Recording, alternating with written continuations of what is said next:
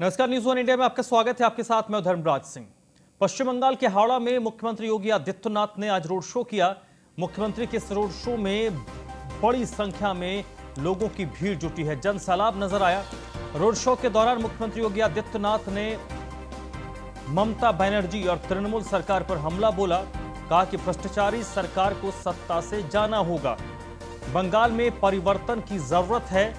TMC ने बंगाल को अराजकता की धरती बना दिया है और अब पश्चिम बंगाल की जनता इसे खत्म करने वाली है।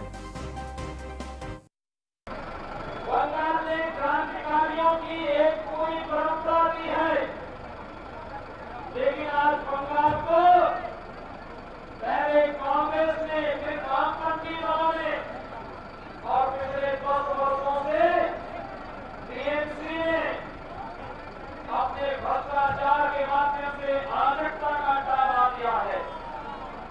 आज बंगाल में तुष्टीकरण के नाम पर बहुसंख्यक समुदाय की भावना के साथ खिलवाड़ करना, शासन के पैसे का दुरुपयोग करके जनता को बुनियादी सुविधाओं से वंचित करना और जनभावनाओं का अपमान को किस्सा यहाँ पर मुझे याद है 2 वर्ष पहले दुर्गा पूजा के अवसर पर यहाँ की सरकार ने दुर्गा पूजा को प्रतिबंधित करने का प्रयास किया था और तब हाईकोर्ट ने यहाँ की सरकार को कहा था कि उत्तर प्रदेश में दुर्गा पूजा हो सकती है तो बंगाल में क्यों नहीं हो सकती है। अब तो दिल्ली की सरकार ने हद ही कर दी है, अब तो राम के विरोध में भी आ गई है और कहती है कि मुझे राम नाम शब्द से ही नफरत है। और मैं आपका आह्वान करना चाहता हूं, हमारे यहाँ कहा गया है जाके प्रिय राम वेदे ही सजिए ताही कोटि वैरिसम। अगली खबर लखनऊ से है, जहां पर एसीएस सूचना नवनीत सहगल ने आज कोरोना की वैक्सीन लगवाई है। नवनीत सहगल ने अपनी पत्नी वंदना सहगल के साथ कोविड की वैक्सीन लगवाई है। आज दोनों सिविल अस्पताल पहुंचे, जहां पर उन्होंने कोरोना की वैक्सीन लगवाई। और इस दौरान नवनीत सहगल ने लोगों से अपील की है कि सभी लोग बढ़ चढ़कर वैक्सीनेशन में शामिल हों, टीकाकरण में शामिल हों, क्योंकि टीकाकरण से इम्यून सिस्टम जो है हमारा मजबूत होता है, रोग प्रतिरोधक क्षमता हमारे अंदर मजबूत होती है और इस वक्त कोविड को हराने में वैक्सीनेशन एक कारगर हथियार बन सकता है। इसके साथ ही उन्होंने आम लोगों से अपील की है कि कोविड को हराने के लिए वैक्सीनेशन का हिस्सा तो बने ही, साथ ही साथ सोशल डिस्टेंसिंग का भी पालन जरूर करें।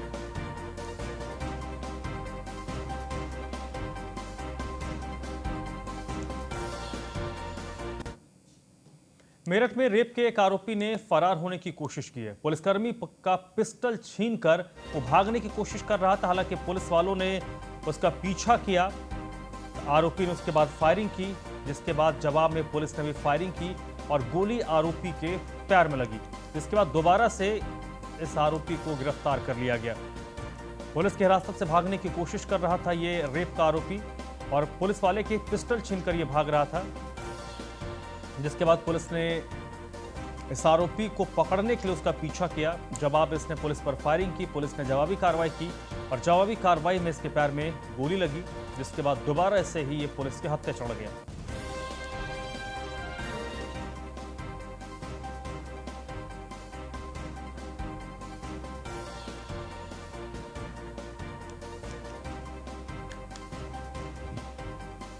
तो मेरठ में एक रेप का आरोपी पुलिस की कस्टडी से भागने की कोशिश कर रहा था, लेकिन उसकी किस्मत खराब थी। एक बार फिर से वो पुलिस के हत्थे चढ़ा, लेकिन इस बार उसे गोली भी लगी।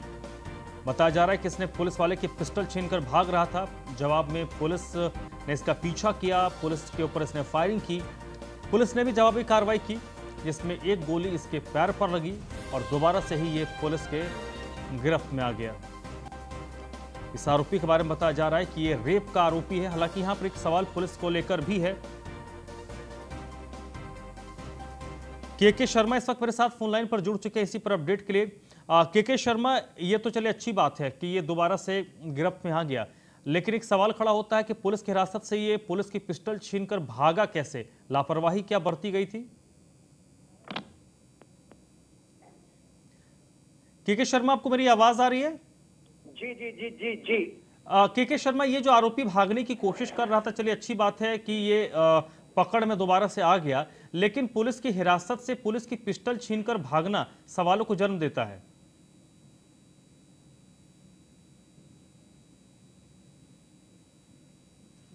आपको मेरी आवाज आ रही है?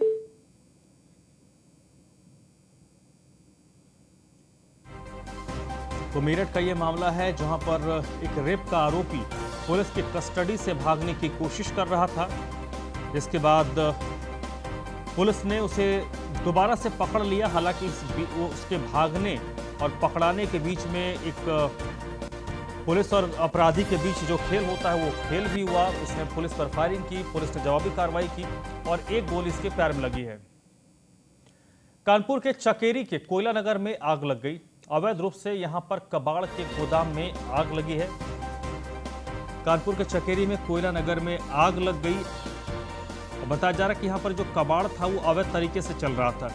हालांकि दमकल की टीम ने किसी तरीके से इस आग पर काबू पाया। सैकड़ों मजदूर इस कबाड़ के गोदाम में काम करते हैं। तो कानपुर के चकेरी के कोयला नगर में ये कबाड़ की गोदाम है जिसमें आग लगी है। बताया जा रहा है कि कबाड़ की जो गोदाम है जो यहाँ पर संचालित हो रहा है ये अवैध रूप से संचालित हो रहा है। हालांकि जैसे ही आग लगी तत्काल दमकल कर्मियों को इसकी सूचना दी गई। दमकल कर्मी मौके पर पहुंचे और इस आग पर काबू पाया गया।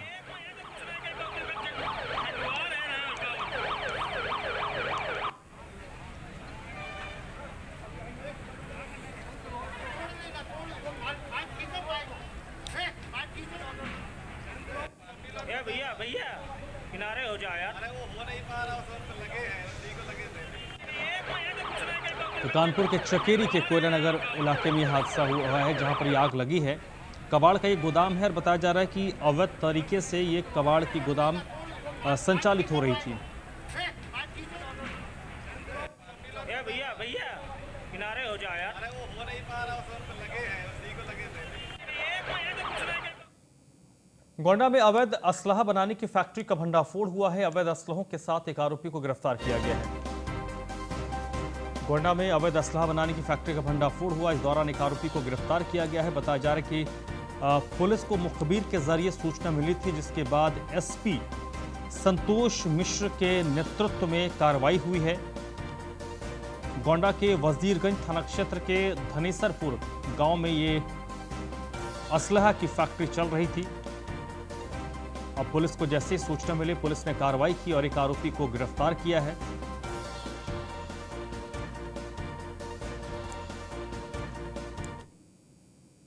पंचायत चुनाव के तहत पुलिस की अपराध एवं अपराधियों के खिलाफ जो अभियान चल रहा था उसी के तहत थाना वजीरगंज की टीम को बड़ी सफलता हाथ लगी है। एक शस्त्र फैक्ट्री ये पकड़ा है पुलिस टीम ने।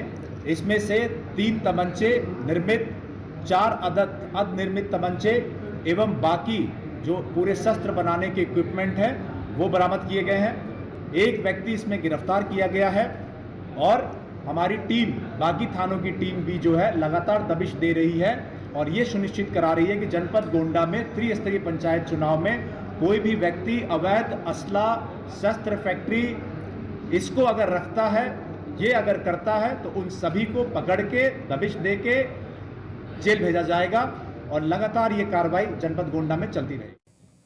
बदायूं के उघेती थाना क्षेत्र के खेतहर इलाके में एक युवक को गोली मार दी गई। गोली लगने से वह गंभीर रूप से घायल हो गया है। सूचना पर पहुंची पुलिस ने घायल को अस्पताल में भर्ती करवाया है। फिलहाल पुलिस ने मामला दर्ज किया है और आगे की कार्रवाई की जा रही है। तो एक युवक को गोली मारी गई है और सूचना पर पुलिस पहुंची है। पुलिस अब इस मामले में आगे रिपोर्ट दर्ज करके कार्रवाई कर रही है। फर्रुखाबाद में दुष्कर्म के बाद युवती ने जहर खाकर जान दे दी। बताया जा रहा है कि इस महिला ने पति के रिश्तेदार पर दुष्कर्म का आरोप लगाया है।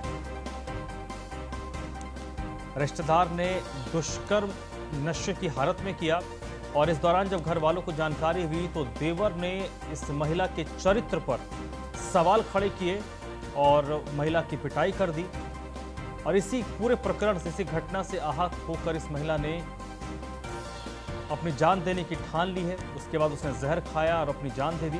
फिलहाल मामला पुलिस तक पहुंचा है। पुलिस ने मामले में रिपोर्ट दर्ज की है, जांच में जुटी हुई है। इस मामले में जो हमें लोकल लेवल पे पूछताछ करने पे पता चला कि ये लड़की अपनी माँ के साथ थाने आई थी और स्वेच्छा से, अपनी मर्जी से इसने ये लिख के दिया कि हमारी लड़की अपनी मर्जी से गई थी, बालिग लड़की, और आ गई। इसके अलावा और ये चीज़ लिखा पढ़ी में है, वो जो उसने लिख के दिया है। ये सही है कि पूर्व में थाने पर वो आई थी, लेकिन क्या वार्ता हुई इसके बारे में बहुत ज़्यादा जानकारी नहीं है। और ये भी सही है कि इसकी लड़की कुछ दिनों तक कहीं गई हुई थी। ऐसा बताया जा रहा है कि किसी एक अन्य शादीशुदा व्यक्ति के साथ ये कहीं गई थी। अब इस मामले में हमें जो वर्तमान में जो कार्रवाई करनी है, जो जांच में चीज़ें आएंगी, उसके आधार पे जो भी घटना हुई है, यदि जो माँ कह रही है, यदि वो सही पाया जाता है, उसके पक्ष में साक्ष्य पाए जाते हैं। गोरखपुर में प्रधान पद के प्रत्याशी की गोली मारकर हत्या कर दी गई। प्रधान पद के प्रत्याशी ब्रजेश सिंह को गोली मारी गई। बताया जा रहा है कि जिन अपराधियों ने ब्रजेश सिंह को गोली मारी है वो पहले से ही घात लगाए बैठे थे। प्रधान पद के प्रत्याशी हैं ब्रजेश सिंह, जिनकी गोली मारकर हत्या कर दी गई है। बताया जा रहा है कि जिस वक्त ब्रजेश सिंह को गोली मारी गई है वो चुनाव प्रचार करके वापस लौट रहे थे, उसी दौरान उनको निशाना बनाया गया है और कल उन्हें नॉमिनेशन फाइल करना था, यानी कि उन्हें प्रधान पद के लिए अपना नामांकन दाखिल करना था, लेकिन उसके पहले ही उनकी गोली मारकर हत्या कर दी गई। सूचना पर इलाके के जो एसएसपी हैं वो पहुंचे और अब पुलिस ने मामला दर्ज किया है और जांच की जा रही है। गांव नारायणपुर में पूर्व प्रधान Brajesh Singh son of late Gupteshwar Singh की अज्ञात लोगों के द्वारा गोली मारकर हत्या की गई है। हम लोग मौके पर हैं, अलग अलग लोगों से बातचीत कर रहे हैं। कुछ लोगों का कहना है 3 लोग अज्ञात लोग थे, इनको गोली मारे हैं। मौके से 315 बोर की कट्टे की कारतूस यानी एम्प्टी कार्ट्रिजेस बरामद हुआ है। गांव वालों से बातचीत करके, परिवार वालों से बातचीत करने पे ज़मीनी या अन्य जो विवाद भी होने का संभावना बता रहे हैं। हर एंगल में हम लोग विवेचना कर रहे हैं, जल्द से जल्द इसको। अलीगढ़ में पिता ने अपने 2 साल की बेटी के साथ खुदकुशी कर ली। पिता और बेटी का शव मिलने से इलाके में सनसनी फैल गई है। खाली प्लॉट में पिता और बेटी का शव मिला है। अलीगढ़ से बड़ी खबर है, जहां पर पिता ने 2 साल की बेटी के साथ खुदकुशी कर ली और जैसे ही बेटी और पिता का शव मिला, इलाके में सनसनी फैल गई। फिलहाल जो इस पूरे प्रकरण में वजह बताई जा रही है कि पारिवारिक कलह वजह थी जिसके कारण ये पूरा घटनाक्रम हुआ है। पारिवारिक कलह से परेशान होकर इस शख्स ने आत्महत्या की है। पुलिस ने दोनों शवों को पोस्टमार्टम के लिए भेजा है। फिलहाल मुकदमा दर्ज कर मामले की छानबीन पुलिस कर रही है। अलीगढ़ के सासनी गेट थाना क्षेत्र के सोनपाल नगर का ये मामला है। थाना सासनी गेट में सोनपाल नगर में एक व्यक्ति और एक उसकी बेटी का शव मिला है और प्रथम दृष्टया बॉडी पे कोई जगह चोट नज़र नहीं आ रही है। मृत्यु का सही कारण जानने के लिए दोनों की बॉडी को पोस्टमार्टम के लिए अस्पताल भिजवाया गया है। जो आसपास पता करने पर यह प्रतीत होता है कि दोनों के पति और पत्नी के बीच में कोई आपसी विवाद था और बाकी चीज़ों के लिए जानकारी की जा रही है। सभी चीज़ों पे पहलुओं पे जानकारी कर जो विधिक कार्रवाई। कन्नौज में इंसानियत को शर्मसार करने वाला एक मामला सामने आया है। 4 मासूम बच्चों को बेसहारा एक माता पिता छोड़कर चले गए। 15 दिनों से मासूम अकेला है और पड़ोसियों ने अब सभी बच्चों को थाने पहुंचा दिया। पुलिस ने सभी बच्चों को अनाथालय भेजा है। कन्नौज का ये मामला है जहां पर इंसानियत को शर्मसार करने वाला ये मामला सामने आया है। 4 मासूम बच्चों को बेसहारा माता पिता छोड़कर चले गए और ये मासूम बच्चे 15 दिन से अकेले हैं। आसपास के लोगों ने पुलिस को खबर की, जिस पर पुलिस ने इन बच्चों को अनाथालय भेजा है। बताया जाता है कि माता पिता में अक्सर झगड़ा होता था। कन्नौज के लुधुपुरी के काशीराम कॉलोनी का ये मामला है, जहां पर 4 बच्चों को बेसहारा छोड़कर माता पिता कहीं चले गए।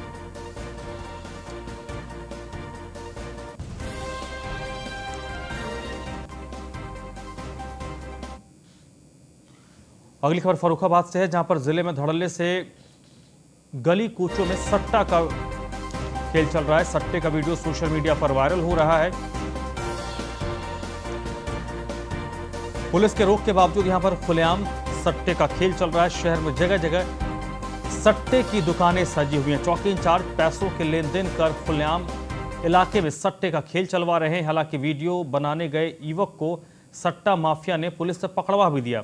फर्रुखाबाद शहर के कोतवाली क्षेत्र के असगर रोड का यह मामला है, जहां पर गली नुक्कड़ में सट्टे का बाजार सजा है और इसमें लोकल जो पुलिस है उनकी भी सरपरस्ती है। और सट्टे का वीडियो अब सोशल मीडिया पर वायरल हो रहा है। बताया जा रहा है कि जो युवक इस पूरे सट्टेबाजी का वीडियो बना रहा था उसे पुलिस के हवाले कर दिया, उसे पकड़कर पुलिस को सौंप दिया गया।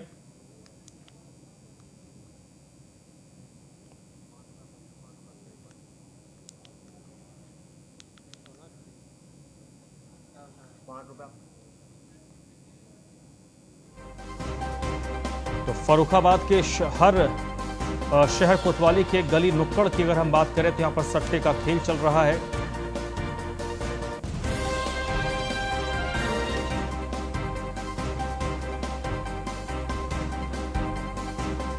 अमित इस वक्त मेरे साथ फोन लाइन पर जुड़ चुके हैं। अमित, जब इतना खुलेआम हर जगह पर सट्टे का खेल चल रहा है तो इस बात से तो इनकार नहीं किया जा सकता कि इनको पुलिस वालों का संरक्षण मिला हुआ है। देखिए, सबसे बड़ी बात बताना चाहूंगा, इसमें जो फर्रुखाबाद कोतवाली सदर क्षेत्र है, इसमें सट्टे की कोई नई बात नहीं है। इसमें जहां पर सबसे बड़ी बात है कि पुलिस अधीक्षक फर्रुखाबाद जो है अपने पुलिस कर्मियों को बराबर निर्देश देते नजर आते हैं कि किसी भी थाना क्षेत्र में सट्टा ना कराया जाए, लेकिन जो है पुलिस कर्मी जो है बराबर पुलिस अधीक्षक के आदेशों की धज्जियां उड़ाते नजर आ रहे हैं। जी, जैसे कि वीडियो में देखा जा सकता है कि किस प्रकार सट्टे की दुकानें गली गली में खुली हुई। जी, लेकिन कार्रवाई क्यों नहीं की जाती? क्या सट्टे के जो कारोबारी हैं, जो यहाँ पर सट्टा खिलवाते हैं, उनकी ओर से कोई बंधी बंधाई रकम लोकल थाने वालों को मिलता होगा? देखिए, बिल्कुल सही सवाल किया आपने। देखिए, सबसे बड़ी बात है कि जो है प्रत्येक थाना क्षेत्र में जो पुलिस कर्मियों को एक सुविधा शुल्क मिल जाता है, त्योहारों को उनका अच्छा सुविधा शुल्क मिलता है। ये बराबर जो है फर्रुखाबाद जनपद की अगर बात की जाए तो प्रत्येक जिले और प्रत्येक नगर में सट्टे की दुकानें जबरदस्त चल रही हैं। जी, और सट्टा माफिया हावी है। जी, चलिए अमित, बहुत बहुत शुक्रिया आपका। गरीबों की मदद करने में मुख्यमंत्री योगी आदित्यनाथ अब नंबर 1 मुख्यमंत्री बन गए हैं। मुख्यमंत्री ने पिछले सरकारों से कई गुना ज्यादा गरीबों की मदद की है। पिछले 4 सालों की अगर बात करें तो इन पिछले 4 सालों में गरीबों को 10 अरब रुपए सरकार की ओर से दिए गए हैं। वहीं अगर हम कंपैरिजन करें, तुलनात्मक नजरिए से देखें पिछली सरकारों से, तो सपा सरकार के 5 साल के कार्यकाल में गरीबों को 552 करोड़ रुपए की मदद हुई थी।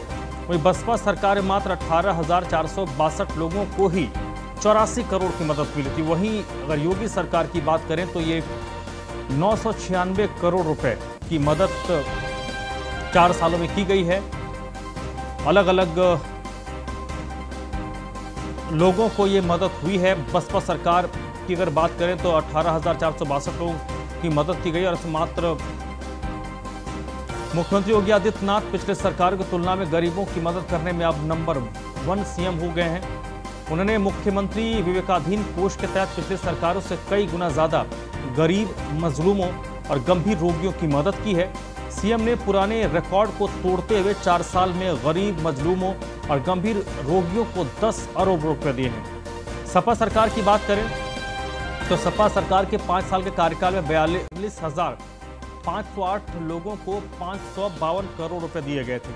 बसपा सरकार के 5 साल के कार्यकाल में ये मदद नाम मात्र के ही लोगों को दिया गया। मात्र 18,462 लोगों को 84 करोड़ रुपए के मदद दिए गए।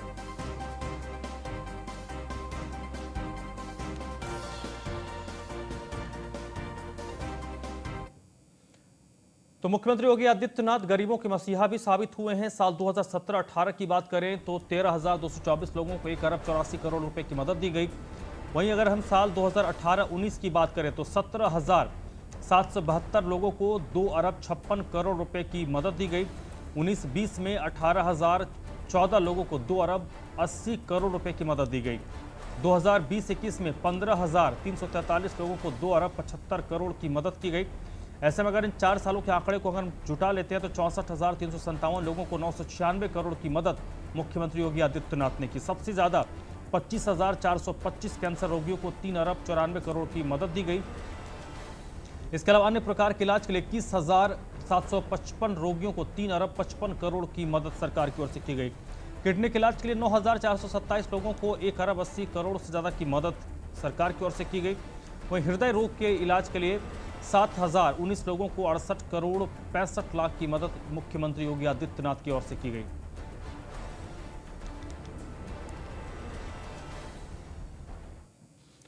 वहीं किसानों के गन्ना भुगतान में भी योगी सरकार ने रिकॉर्ड बनाया है। 4 साल में 45.44 लाख से अधिक गन्ना किसानों का भुगतान किया गया, यानी 45,44,000 से अधिक गन्ना किसानों का भुगतान किया गया है। गन्ना किसानों को 1,30,000 करोड़ रुपए का भुगतान किया गया। बीएसपी सरकार से 2 गुना और समाजवादी पार्टी सरकार से 1.5 गुना ज्यादा भुगतान वर्तमान सरकार ने किया है। और मुख्यमंत्री के फैसले से गन्ना किसानों की तकदीर बदल गई, चीनी उद्योग की सूरत बदल गई। पिछली सरकारों के दौरान जो चीनी उद्योग दम तोड़ रहा था, अब वर्तमान सरकार के दौरान चीनी उद्योग अब नई उड़ान भर रहा है। योगी सरकार ने 3,0868 लाख टन गन्ने की पेराई कराई। 427.3 लाख टन चीनी उत्पादन का रिकॉर्ड बनाया गया। 25 सालों में पहली बार प्रदेश में कुल 264 खंडसारी लाइसेंस भी जारी किए गए। यानी गन्ना किसानों के लिए भी 4 साल का जो कार्यकाल मुख्यमंत्री योगी आदित्यनाथ का रहा है वो काफी सुनहरा रहा है।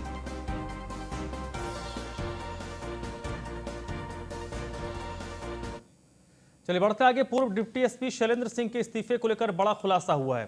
पूर्व डिप्टी एसपी शैलेंद्र सिंह ने सेना की लाइट मशीन गन बरामद कराई थी और डिप्टी एसपी शैलेंद्र सिंह की चिट्ठी ने अब सियासत में भूचाल ला दिया। 2004 में डिप्टी एसपी शैलेंद्र सिंह ने यह चिट्ठी लिखी थी कि मुख्तार की घेराबंदी के दौरान उन्हें अपमानित होकर इस्तीफा दिया गया था। सपा सरकार ने मुख्तार को पूरा संरक्षण दिया हुआ था। सपा सरकार के दौरान मुख्तार अंसारी को संरक्षण मिला था। सेना के भगोड़े से लाइट मशीन गन खरीदने के दौरान रडार पर मुख्तार आया था, जिसके बाद डिप्टी एसपी शैलेंद्र सिंह के रडार पर भी मुख्तार था, लेकिन तत्कालीन सरकार ने मुख्तार के खिलाफ कार्रवाई करने नहीं दी।